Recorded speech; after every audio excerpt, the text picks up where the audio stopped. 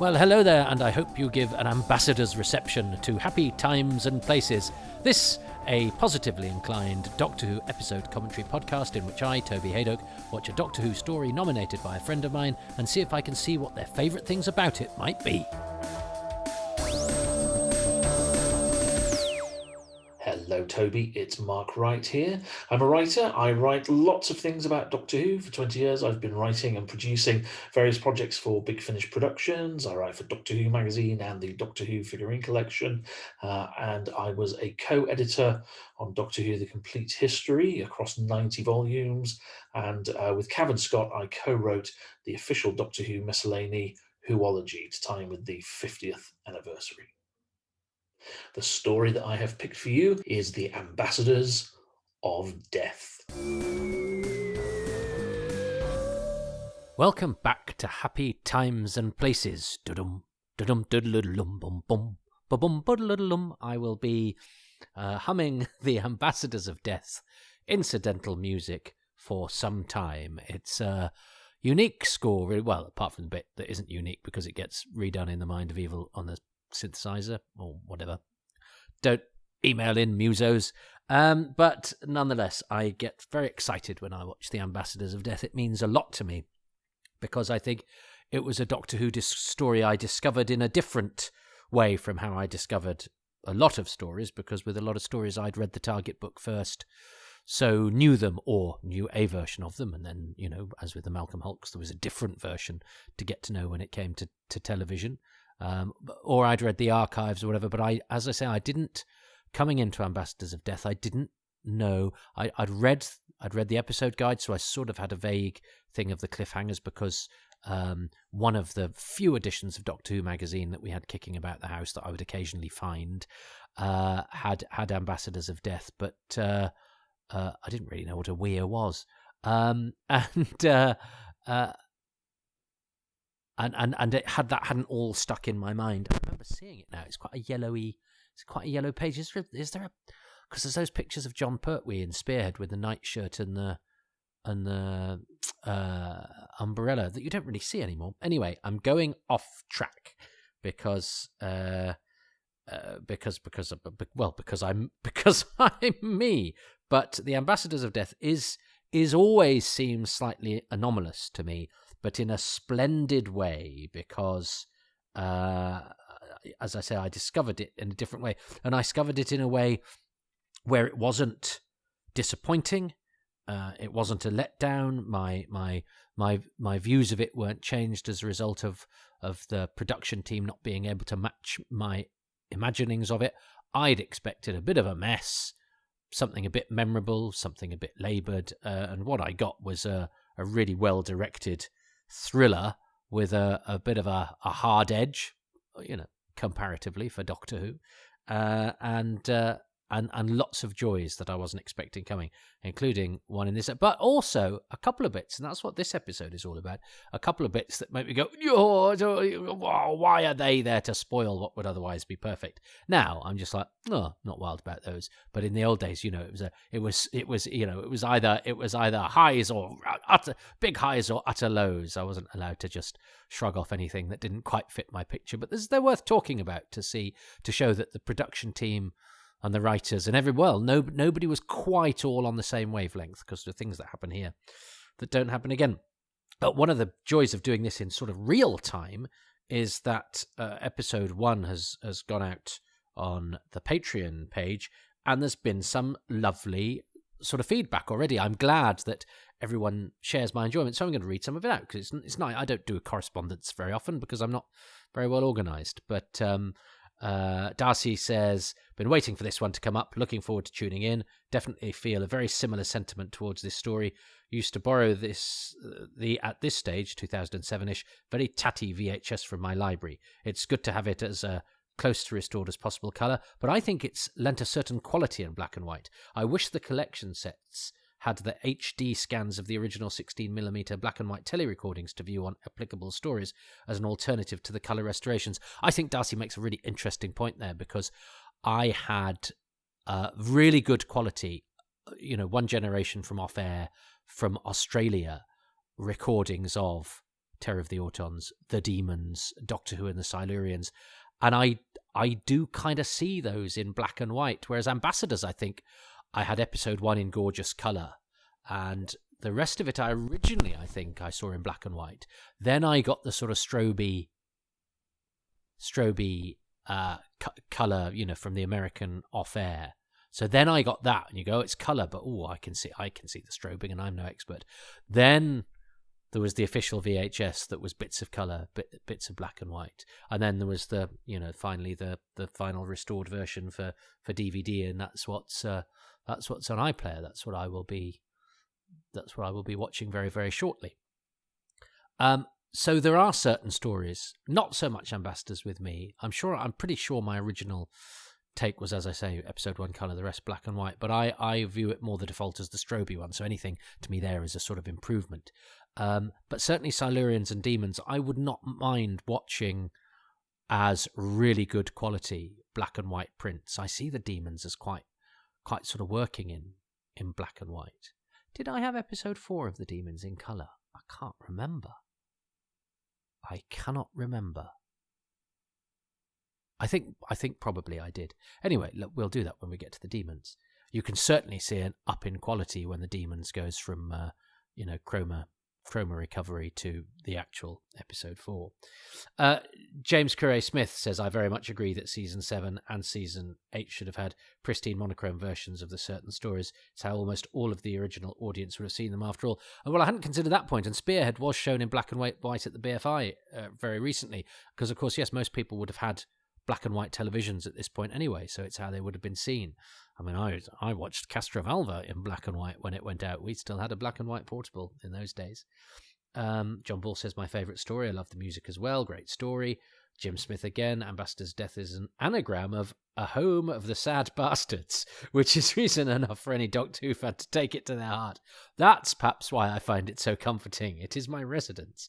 Frank Shale says, my comfort blanket story, having followed it through all its incarnations by the original transmission, which I might have seen, but at toddler age I wouldn't remember, even the rainbow, almost colour-pirated NTSC version. Love it to pieces. Richard Chalk, my absolute favourite story. We'll start listening tonight. What a treat. Nigel Bromley, I'm always struck by how irritable, short-tempered and bad with people Pertwee is at the beginning of his tenure, and how much more human he becomes, just like Capaldi's 12th Doctor, and both are wonderful doctors and enjoy a spot of velvet. Paul Harris, I love season 7. Steve White, the Ambassador's Piao of Death, my favourite Pertwee story, and I have no idea why. It's so different from all the others. Yeah, like most of season 7, it could do with losing an episode or two, but I adore it.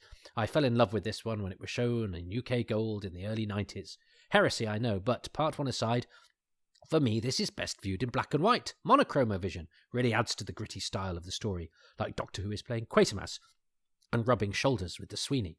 The music is different as well. Part 1 is all Procol Harum, but once things get back to Earth, the music style seems to get more mysterious and edgy.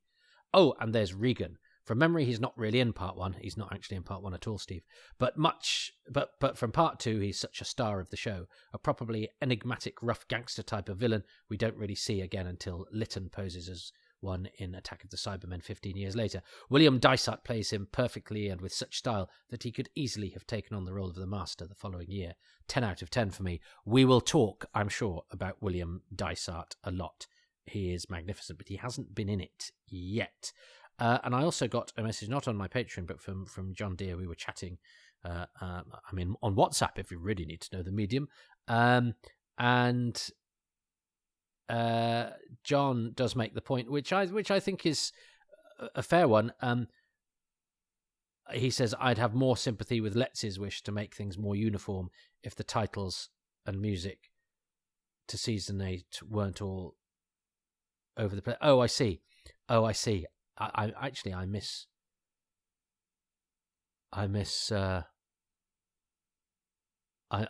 misunderstood what John said there. I'm not going to go into it now, but it's just given me a podcast idea about the different ways that the titles are done. But I see what John's saying. I made the point that Barry Letts goes for a more uniform style of title, but of course Terror of the Autons has a different font, doesn't it? It looks like it's got some sort of shadow or thrusting forward. Claws of Axos, the title comes in on a restart of the title sequence, unusually, rather than going into the swirly, swirly, swirly. So yeah, okay, I get you. But nonetheless, the point I thought when I'd originally read that from John that he was saying that he has more sympathy with the Let's way of doing things, the uniformity, but he's actually going, yeah, it's not as uniform as you like to think, and that's very true.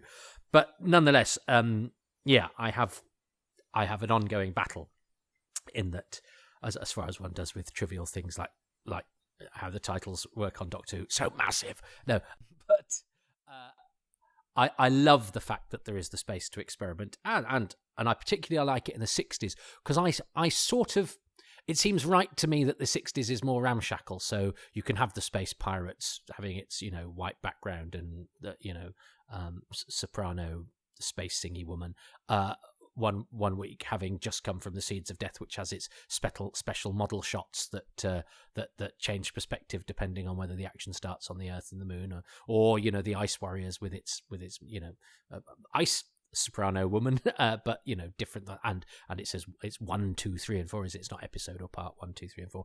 But and the War Machines, Ferguson again has those computer printout titles. I like it when in the 60s, and the 10th Planet as well, of course. I'm doing that podcast now. I like it when the 60s goes, oh, let's try a different way of doing the titles, because the 60s titles are just words on the screen. When it comes to the 70s and the titles make their way onto the title sequence, I sort of think, right, television's growing up now. I want it to be all the same. I want it to be uniform, except for season 7, which I really love because it's all different, and I quite like spotting the anomalies elsewhere. But there's part of me that goes, no, and now I'm growing up, and also the part of my brain that likes everything to be uniform. I like my title sequences to sort of that. I like my title sequence spines to match on my televisual shelf, and yet I love the fact that there exists these different ways of doing things in season 7. You can like 2 different things at once. I may have said this on the last episode, so I may be repeating myself. Apologies if so. Let's repeat ourselves and preamble no longer. As we do. Thanks for that, everybody, on my Patreon page, which you can join if you're a non-patron for as little as £3 a month. I don't normally plug within the body of the show itself, but hey, it's the Ambassadors of Death. We do things differently around here. And let's see what reception I am going to give to episode 2, and then we'll hear from Mark Wright, lovely Mark Wright, after that. And let's now press play in 3, 2, 1.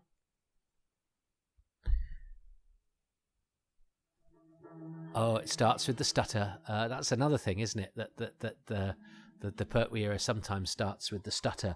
But of course, you don't know when it was sort of bled into the to the BBC Globe. So it's sort of like a run up. But did they press play and then sort of fade it up so that you missed the stutter? I don't know. I'm sure we've probably got. Look, it's a different angle. That's been reshot from the end of episode 1. But and yes, and the music doesn't just go. It doesn't just go sort of. It has a. I think each one is slightly different, isn't it? That there's a different the way that the sting happens. It sounds like they've kind of. They've pressed the button and it's sort of caused a sort of audio splice kind of thing. But it's but I love it anyway. It's absolutely magnificent. But of course the episode starts, so this is weird seeing this in colour, isn't it, for a great many of you.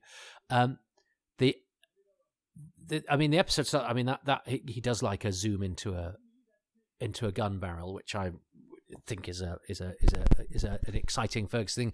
Now here we have the transmigration of object. It's essentially magic, and I don't like magic in Doctor Who. It's weird. I don't think Doctor Who should be able to get out of trouble using,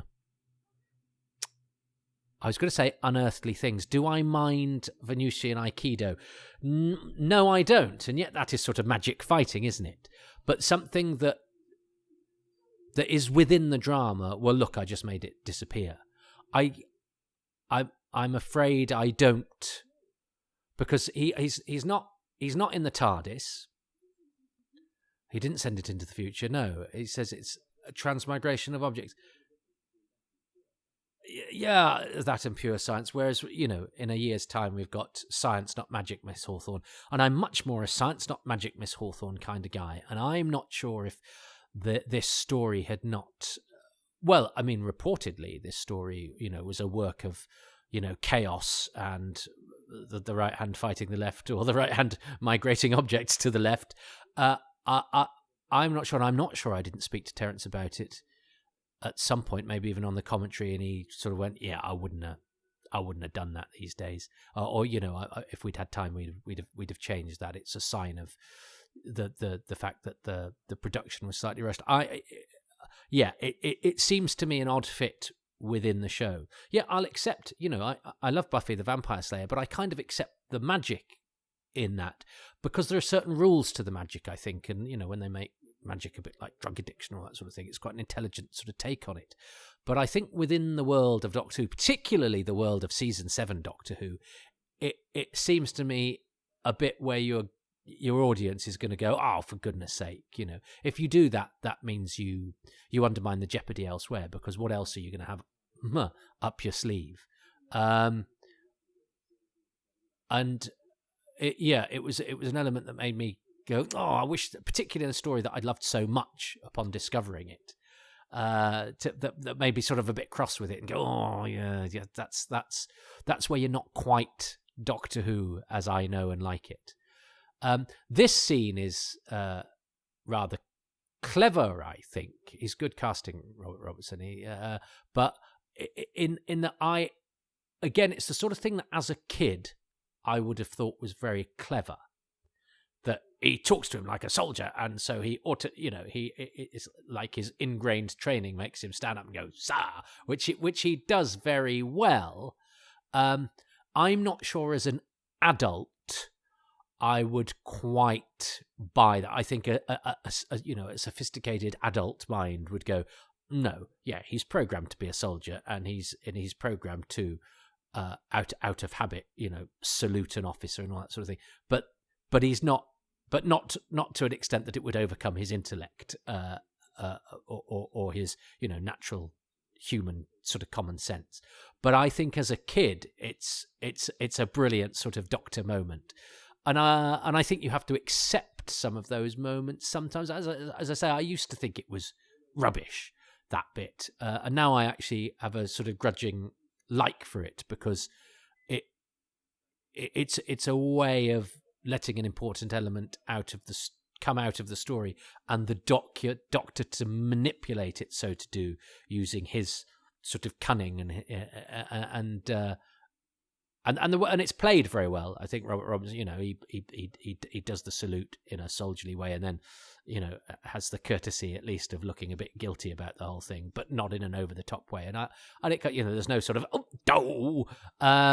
so they sell it as well as they can, but it is another element that seems slightly out of place in Doctor Who, which is generally, I think, a slightly more sophisticated, an intelligent show than that.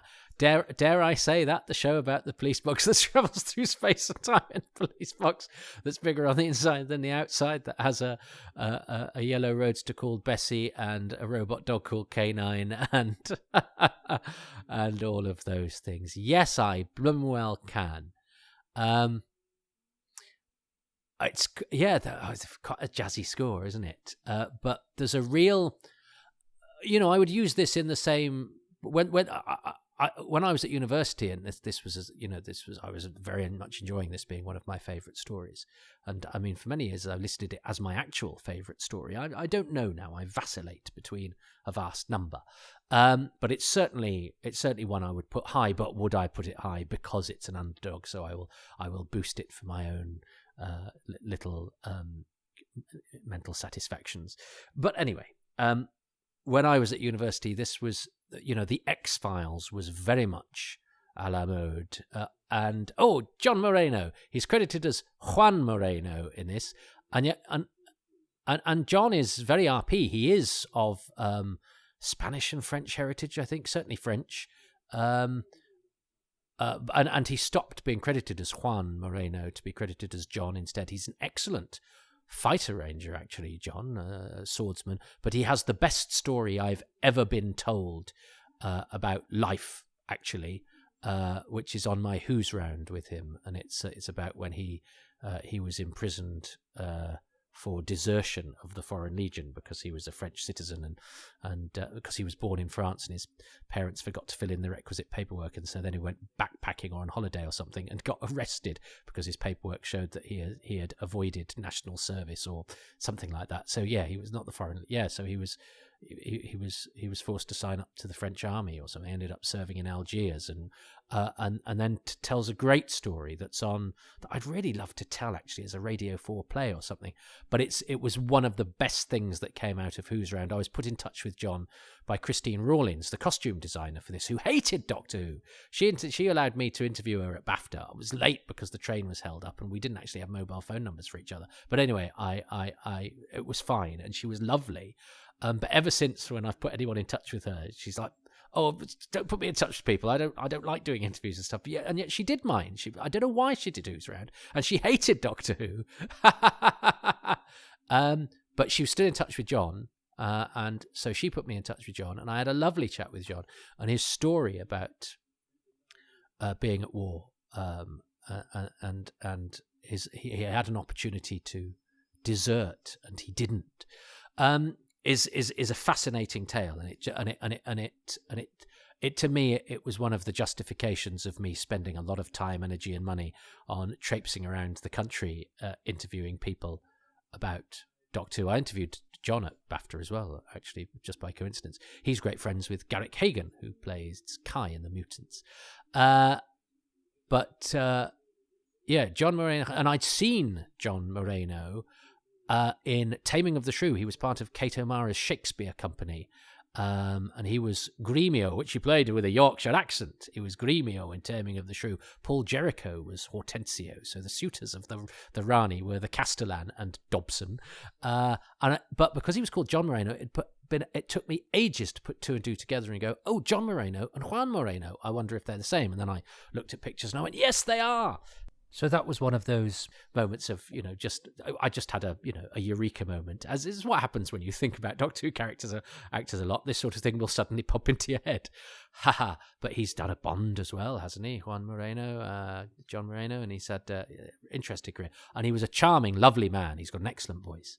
But I noticed in this he plays Dobson, who's a scientist character, but he does it with a kind of accent. And I raised this with him, and he didn't really remember. But he is, is he one of the Andalusian Dobsons? It just seems odd that we have a character called Dobson who has a slight foreign accent. And I think John has always been RP, so it's not that his natural accent was creeping through. He was brought up in England, even though he's of Spanish and French heritage, but it's just to me very Doctor Who that somebody called Dobson sounds like they're from somewhere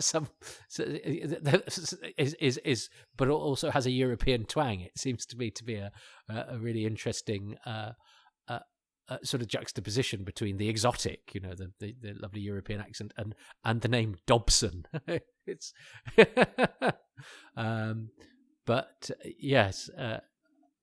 Yeah, it's like being called Trevor Escavera or something like that. What's Dobson's first name? Miguel Dobson. But anyway, here we are on film. This stuff all looks great. I love these sort of exposed moors that are very like Doctor Who and the Saloons. But the whole point, because I was interrupted talking about Dobson and Juan Moreno, was that Dobson does that thing where he's only in a couple of scenes, isn't he? But then he rings up and goes, "They've started to crack the code," because he too is, is slightly betraying. Well, not betraying, but he's now here. Oh yes, I think John Abineri and Ray Armstrong are going to be up a tree, aren't they?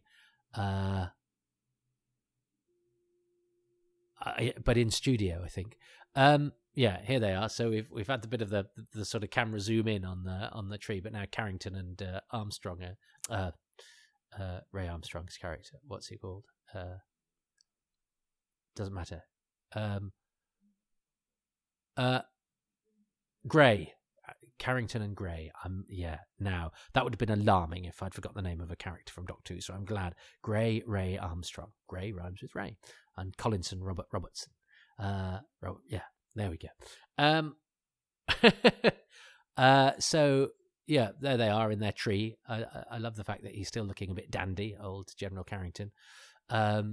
Again, that sort of jump from film to studio would have really bothered me in the olden days, but I think it's fine now. But the whole point, Dobson ringing through, and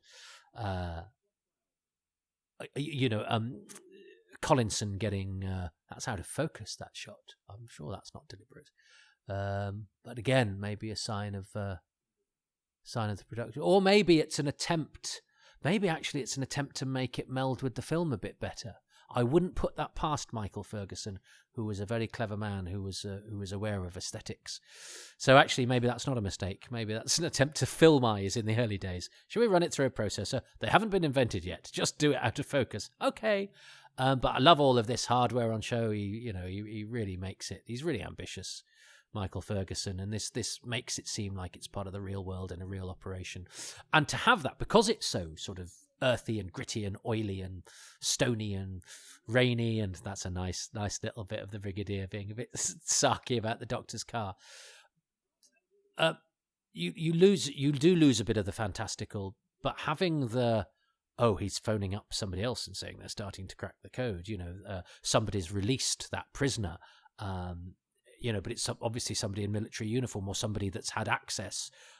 So there are people in high places who are complicit in this conspiracy, and I love that. That's always very popular, because there's something about sort of paranoid drama that just feels a little bit more grown up. Although paranoia now seems to me rather childish. I have. I'm not too far removed from a couple of people who've gone a bit tin hat wary and see conspiracy where I see none, and think we're all drones being microchipped for future farming or whatever, and that's quite alarming and not as grown up as I fear its purveyors think it is, and is actually a dangerous development in our modern world. But let's not get into that. The conspiracy elements of dramas like The X-Files, and even like non-sci-fi stuff like Line of Duty, I think give them an extra edge. But I think you have to be careful with it. I think Invasion of the Dinosaurs proves when everyone's a traitor, it's a little bit, oh really? But I think it lends this, much as I love Invasion of the Dinosaurs, which I'm sure I will do in the future, but I think this, and the wheezing groaning sound have just given it gazillions of points. They loved it, which was delightful.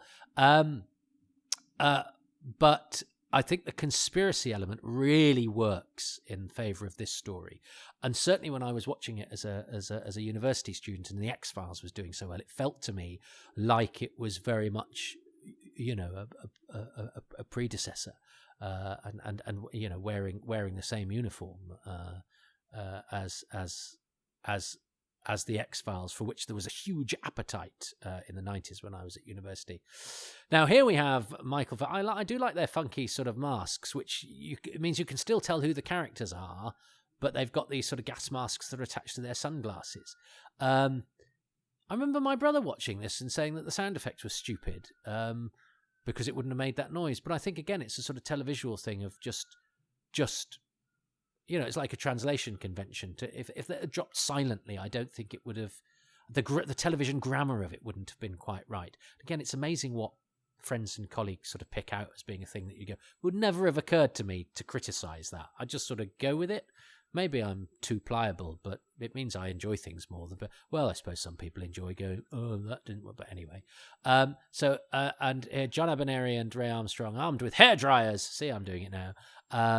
Of course, some fantastic stunts, including this one that injures Pauline Silcock. Maybe I'm too late for it, or maybe I'm too early for it. But there's one where you see the bike go. I think it might be this one. And Pauline Silcock. No, it's not that one. It doesn't matter. It might be that one. I think the floor manager, assistant floor manager, production assistant got injured. That's covered in the making of. I know Derek Ware wasn't wild about this stunt, and it's not a great stunt. The on the helicopter, that's brilliant, and this is very, very well done. But I know he wasn't wild about the fact that he landed on his feet, because he does land on his feet and then tumble, whereas a better fall would have been to sort of, not look like you've landed on your feet, basically. And I think he felt he'd done it better the first time round, but there'd been a hair in the gate or it hadn't been captured or something. But this is an example of where I think on the shooting script it was nothing like as ambitious as Michael Ferguson's staging. Now that's not unusual. A lot of film elements in shooting scripts don't have much description at all. The writers don't bother, or it doesn't make it into the camera script because the director's going to sort it out on location. And that brilliant unit battle in episode 4 of The Web of Fear is very, very like that. And I was astonished at how little description there was and how all of that is Douglas Camfield, which is why it's very different in the novelization from what we could see, because Terrance Dicks was obviously working on the script, which didn't have big descriptions, and we didn't then have the episode in the archives. Oh God, I'm glad that one. I mean, I'm not wild about episode 3 of Web of Fear being missing, but thank God it's not episode 4 because I mean, anyway, let's do that when we get to episode 4 of The Web of Fear, which I just think is magnificent. John Pertwee here. For John Pertwee being sort of straight and tetchy, which he is in these early days, and his hair is quite conservative for Pertwee. He's putting on the John Pertwee voice. He's not doing that one, actually. He's doing his comedy old man, isn't he? I'm a bit of a comedy old man. Seeing as he was, the voice man on the radio, it's a surprise we don't get more of that. But again, the anti-thief device is a little bit to me like the transmigration of object, in that it's something I'm not sorry we didn't see again. It to me feels a bit of a cheat. And as an actor, God bless John Abineri, if I'd been asked to sort of act being stuck to a car, I'd have been a bit like, well, this is a bit children's drama. Not the performance I'm giving elsewhere, But I like the fact that obviously it wears off there, and they're not there. And this is quite a nice twist that the Brigadier and Cornish are going, oh yeah, it's been Brigadier's going, oh yeah, it got hijacked. And actually the Doctor's got it and it's here. So that's a nice little use of the regulars, in that the Brigadier's getting it back by official means, but official means have been intercepted by, as we will discover, treacherous forces. But because they're on our side, they don't kill any of the soldiers, which means that our regular, the Brigadier can survive without being killed.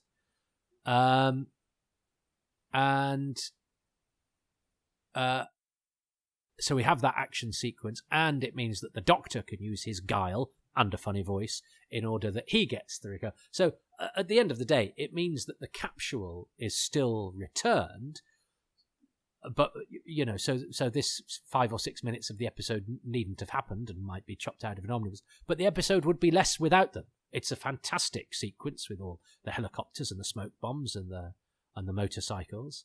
And it's an indication that, John Abineri's character, who we don't know who he is yet, is still up to his old tricks. And it gives here's Dobson being treacherous.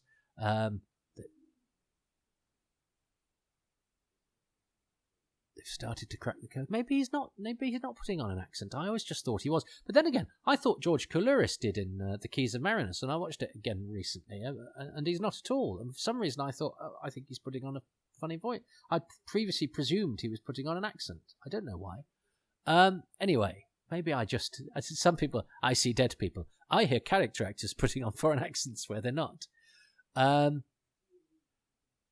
Now, something that Caroline John didn't say on the commentary, but did say in between episodes, and I feel enough time has passed now from when I did the DVD commentary of that, is that she felt Dallas Cavell was a little bit wooden in this part, which, considering he'd been in Oh, he's in. That's funny. Dallas Cavell and William Dysart are both in Patrick the Second Doctor's second story, The Highlanders, and they're both in the Third Doctor's third story, The Ambassadors of Death. Isn't that fun? That's the sort of thing I like. And he's got Tatalian. Yeah, Regan's not in this episode either, so Regan's not actually in it. Was it Steve? Until episode 3. But yeah, William Dysart and Dallas Cavell are both, and Dallas Cavell is certainly not wooden in The Highlanders, in which he's Captain Trask. He could have done with perhaps a bit of that welly in when playing Quinlan. Although I think he's trying to be sort of stuffy and official, but it makes him slightly sort of wooden. But I think it kind of works. I think I don't have a problem with it. I think Robert Corddron's doing his best as Tartalian, but I just think that they're not in the same league as Ronald Allen, John Abineri, and as we'll see, William Dysart, who are magnificent. I love this. Ronald Allen is giving it all there. He's keeping his debonair professionalism, but showing. It's almost like he's sort of, with that smile and that breath that he gives when he sort of says, "Oh, you're back at space control." It's like he's sort of metaphorically loosening his tie and lighting a cigarette and pouring you a drink. And Pertwee the comedian, Pertwee the funny-voiced radio guy, is absolutely magnificent here. And I remember Sue Upton saying in Doctor and the Silurians, when I talked to her about that it's pretty much his first time giving a dramatic performance in an electronic studio, and my God, he sells that cliffhanger. I remember watching that, and the atmosphere from the relief we've heard Van Leyden, and you can sort of tell it's a recorded voice, but it doesn't matter. It doesn't matter because the camera goes in and it cuts from person to person, and Ferguson, the man of action, the man with the helicopters and the smoke bombs and the motorcycles, and with just 4 people in a room and a recording of a man's voice, he creates for me there. And I remember when I was watching this, I was really getting into the story, and I didn't know what all the cliffhangers was because it had been so long since I'd read that Doctor Who magazine. I'd remembered there was one by a Weir. And I think I maybe knew there was one where Carrington says it's my moral's duty, but I wasn't particularly sure. I knew there was one where Tartalian pulled a gun, but I was really vague on the sort of middle sections of the story. And certainly when I was watching that episode 2 in black and white, I don't think I did watch it with my friend Andy. I think I'd watched the first episode or earlier bit with him, and then I took the video home because I remember exactly where I was now. I was in our room that had the telly in it, on my own, probably on an afternoon, not unlike the afternoon I'm recording on now. It's lots of fresh air and bit of sunshine outside, bit of drizzle too, but nature, the elements, invigorating planet Earth, and I was stuck inside, getting invigorated in a totally different way by Doctor Who, and getting really into this story that I didn't quite know the ins and outs of, but I was picking up that it was sort of murky and conspiratorial, and I knew there were going to be these guys in spacesuits who weren't the astronauts, but I was vague as to the story. I didn't know what had happened to the astronauts. I didn't know, and I knew about Steve Peters and Neville Simons were the astronauts because that's who we had all the pictures of, but I didn't really know what Van Leyden's role in it was at all. But I was very partial to Rick Felgate because he was in The Seeds of Death, which was a story I watched loads and loads and loads, and then I discovered he was in the War Machines as well, so he was a Ferguson regular and all of that. So, but I didn't really know the ins and outs of his dealings with the story. As far as I was aware, there were these 2 astronauts because that's who was credited in all the cast lists I'd seen. Because of course Rick Felgate was credited as Van Leyden and not as one of the astronauts. Anyway, we don't need to go into that. But I was getting into the story and I wasn't sure where it was going. And this scene of why is he not open? What's going on? And then that build the tension. Right, cut it open. Pew! Do you know what? It's everything a traditional Doctor Who cliffhanger isn't. It's just people talking. It's just a bit of mystery. There's no jeopardy. There's no real even plot development. And actually, if you think about it for more than a couple of seconds, you know that it's just a recording, that he's not in there. You kind of know when you come next week. There's no massive surprise that it's empty. But the way that it builds up, the questions, what is the capital of Australia? How many beans make 5? I still don't know how many beans make 5, but I love, it's such a sort of slightly prosaic, old-fashioned, slightly fable-y kind of question that adds to the sort of fairy tale-like quality of Doctor Who, and the slightly old-fashioned quality, the slightly... Yeah, I just love the questions as well. I love the questions he chooses. Not who's the lead singer of T-Rex or whatever. Procol Harum. But I love that cliffhanger. I remember it coming out of nowhere and smacking me in the face. And it's just the Doctor saying, cut it open. But the way Pertwee does it, the way the sound and the music contrive, the way the camera moves and the vision mixer switches from shot to shot, and Ferguson just piles on the tension with the scantest of resources. He uses every televisual trick available to him without being ostentatious, without doing anything avant-garde. He used just old-fashioned ways of ramping up the tension, and there's nothing better than that in thriller, adventuring entertainment, is with scant resources, just using, the basic tricks of the trade to make something atmospheric, to make something spooky, to make something tense, and then to thrill you, or to shock you, or to surprise you, or to hook you, or whatever it is. And it does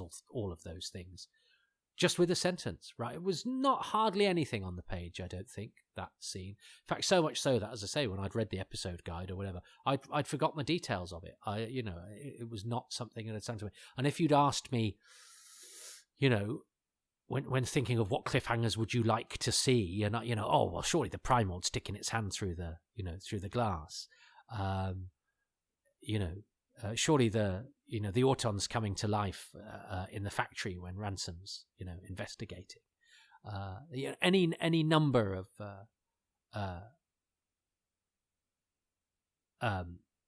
cliffhangers from the other stories that are quite famous. Even a dialogue one. The plague of going the first one. But yeah, that means there's a plague that's going to kill thousands, millions. But this is just cut that thing open that we're pretty sure has probably just got recording and no astronaut in because of the way that this is played out. But everybody plays the mystery to the hilt, and it's done so well that the cliffhanger has to be my favourite thing, with an honourable mention to the not described in the script but brilliantly staged by Michael Ferguson heist, the big long stunt sequence. But also, Mark chose the big log stunt sequence from episode 1. So, God, you wait for a story with a big log stunt sequence in, and 2 come along at once. But anyway, yeah. So I don't think Mark will choose that anyway. So I think, and the music is great. Again, the music's kicked everybody. I could have chosen cast, but I'm not sure what I'm doing with the cast. Do I choose the whole cast? Because I could easily. I mean, it's 7 episodes. I could choose Ronald Allen for one. It's a performance that's good enough to get its own, nomination. John Aveneri for sure. William Dysart for sure. So, or do I lump them in with the whole cast? But the cast, I have to say, isn't quite perfect. Even though, actually, watching this, the performances I like less. Caudron, who's decided to,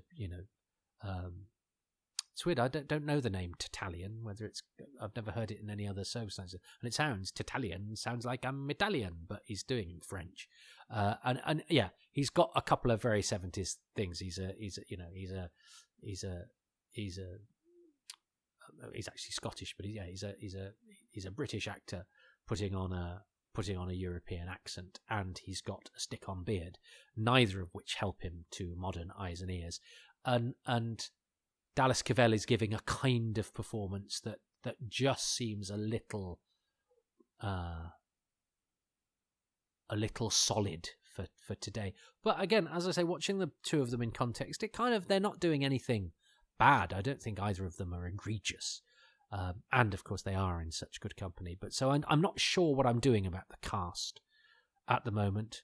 But, you know, Havoc deserve a nod as well. And in fact, to the extent that we chose Havoc to do the commentary on this episode, didn't we, for the commentary? That was when the range didn't really talk to itself, because we got Havoc in for the commentary and then got the documentary maker got Havoc in for the documentary. Chris made the documentary, didn't he? And Steve Brosted did the commentary, and it was like, and I saw somebody on the forum go, well, I heard some of the same stuff in both, and I had to go, as somebody that participated in the commentary, no, that's a fair point. And I wonder that, there should have been more discussion really with the range between the different parties, because there were enough people then that you could have had different contributors to both things, or at least doing it a different. I suppose we got Derek Martin, who didn't speak to Chris, I don't think. But anyway, there was a bit of repetition. But the other argument is some people listen to commentaries, and some people watch documentaries and don't listen to commentaries, so there's nothing wrong with doubling up. But I think there should have been attempts to cover different ground, and also we had 7 episodes to cover, so I think we did pretty well. But you know, we could have got John Moreno in. He's one of those. He's still around, John.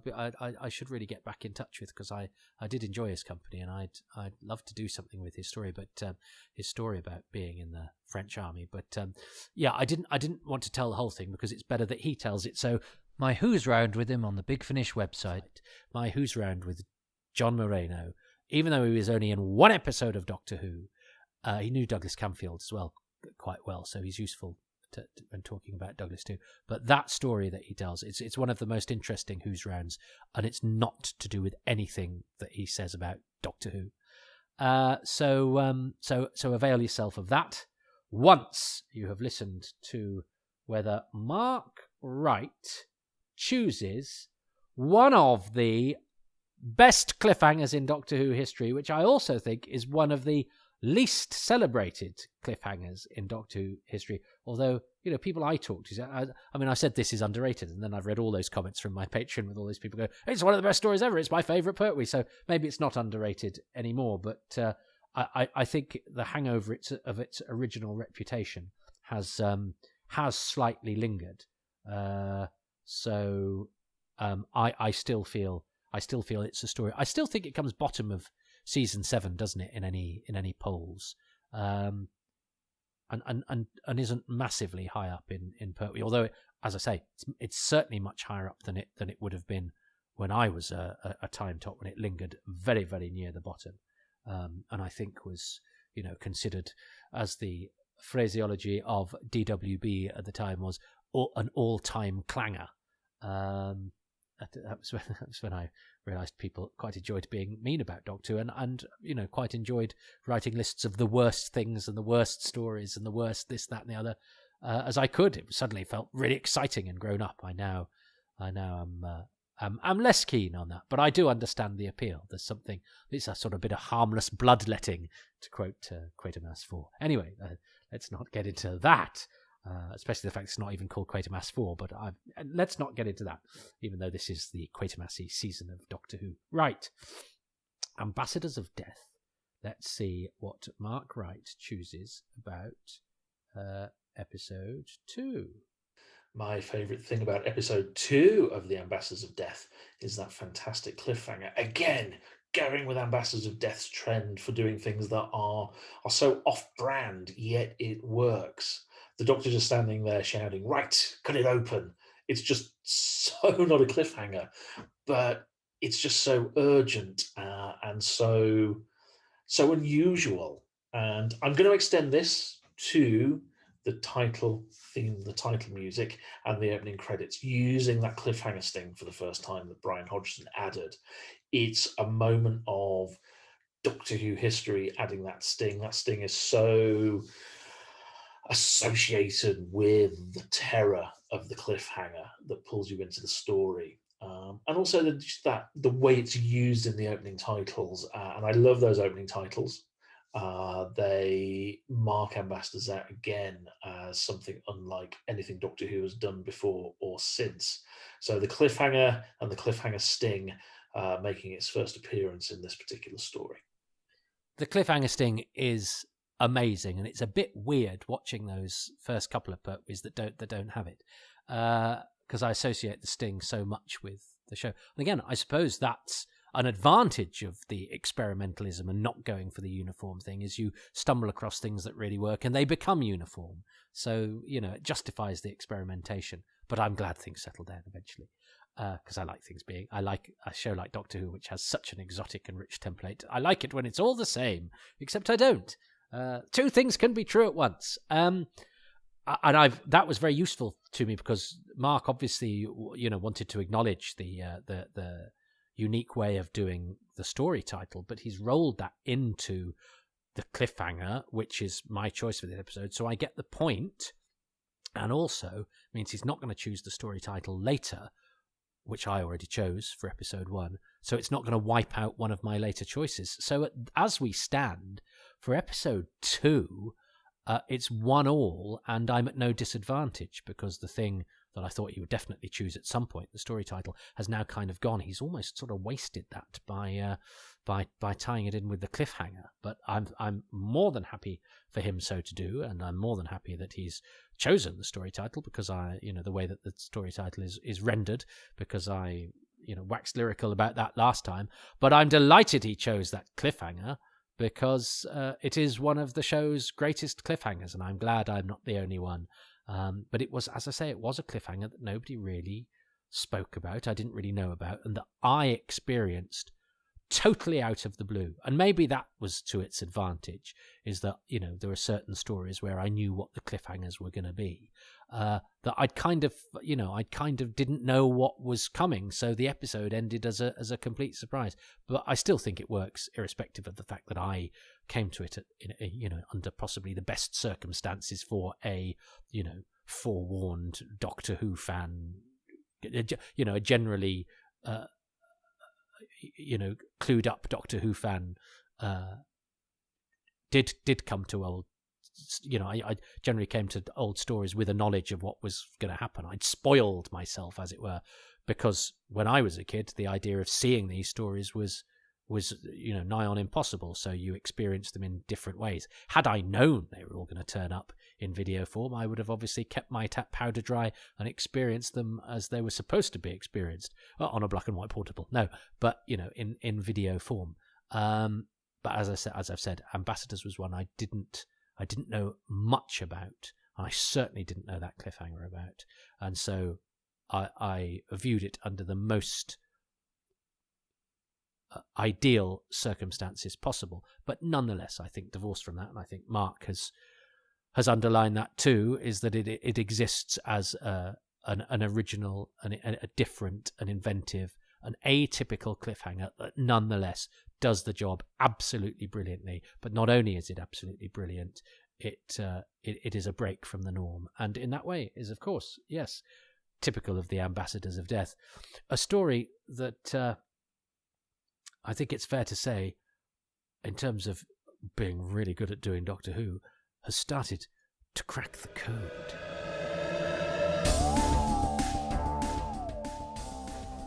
Well, thanks very much for listening to Happy Times and Places, which is presented by me, Toby Hadoke, and my special guest, Mark Wright, who can be found on Twitter at mwrightwriter.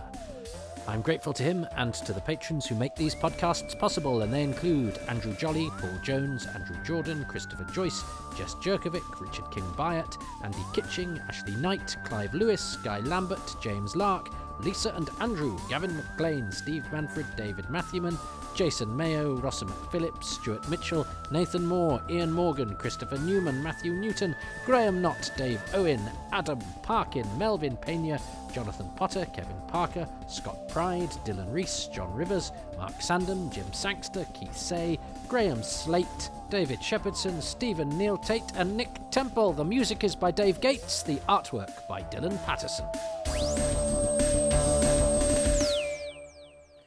If you would like your name read out on the credits, that is one of the perks of being a patron. You can become one of those at patreon.com/Toby Hadoke, where for as little as £3 a month, you get advanced releases, usually about 6 months ahead for Happy Times and Places, and a couple of episodes ahead each for Indefinable Magic and Too Much Information. And you also get your own exclusive podcast, Far Too Much Information, which is the stuff too arcane even for Too Much Information. And you get monthly AMAs, a couple of those, or a couple of questions worth of those. They go over a couple of editions, and various other bits and bobs behind the scenes peeks at various DVD and Blu-ray shenanigans that I get up to, and pictures of my dog, who, as I'm recording this, is doing that weird thing where he's rubbing himself against the sofa and chewing the air. But and he's just sniffled. I don't know if you could hear that. Don't know how good this microphone is, but in case you were mistaking this professional outfit, there's a dog currently rubbing himself, not in a fun, innocent way. I don't want that to sound in any way saucy. He's just having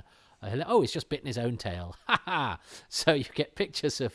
You don't just have to imagine him. You get the ocular proof of my dog Bernard, which is, it's not what I advertise. It's not one of the paid-for perks, really. I just put it out to have something to do of a Tuesday. But there's also, as I say, Doctor Who and comedy-related stuff, mostly Doctor Who-related stuff, as part of the extras and bonuses at patreon.com/Toby Hadoke. You get a 10% discount, whatever tier you are on, because there are tiers going up from £3, but whatever tier you're on, you get all of the content. Anything is available at the lowest tier. There's only sort of, trinkets to lure you up the scale. It's fairly egalitarian. It's pay what you can afford /are inclined to do. But whatever your inclination, there's a 10% discount if you sign up for a year in one go. However, if you don't wish to be tied to a monthly thing, you can go to ko-fi.com/Toby Hadoke and make a one-off donation whenever you like to spur me in my endeavours.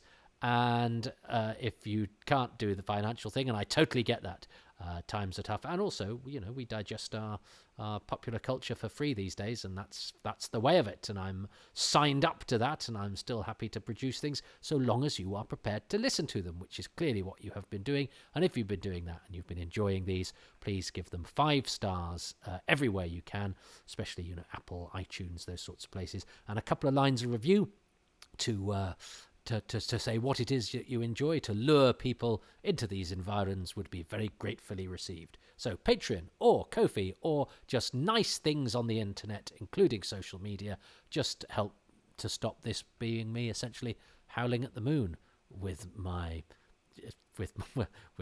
magic dog, who's my familiar spirit, who's currently a cockapoo called Bernard, who's currently trying to delve into his ear for some sort of there's something causing him a bit of bother there. So I might go and ease his suffering, poor chap. Anyway, that's a plug from me and Bernard the dog.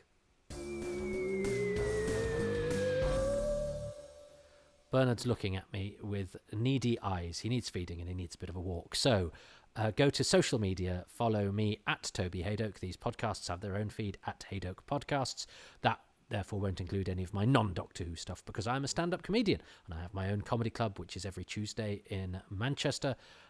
It's XS Malarkey, which has its own Twitter feed as well, at XS Malarkey.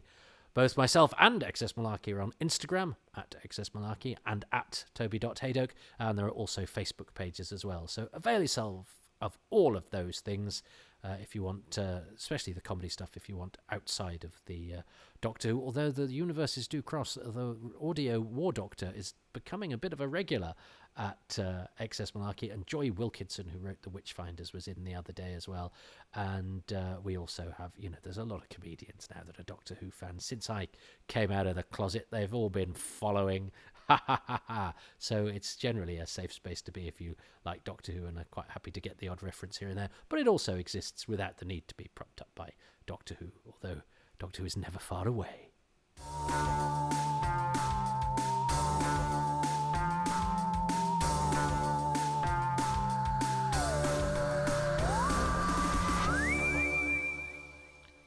Right, the dog is staring at me now, aren't you, Bernard? So I'm going to feed him, and take him for a walk because the sun is shining, his belly is empty, and you've had nearly an hour on episode 2 of The Ambassadors of Death, which I think is not bad for one of the lesser talked about instalments of Doctor Who. It's a 7-parter, episode 2, but what a cliffhanger. And John Moreno, what a guy. And I don't know about James Haswell, who's Corporal Campion, who was an extra in other Doctor Who's. But I think he's no longer with us, which would leave episode 2. We've got Ray Armstrong, who plays Grey, and John Moreno as survivors from the credited cast of episode 2. But things aren't looking good for the next instalment, which has rather a melancholy claim to fame. But we'll get on to that, I'm sure, next week. I think for now we can say, having cut it open, I'll leave you on a cliffhanger saying we are now going to sew this podcast closed.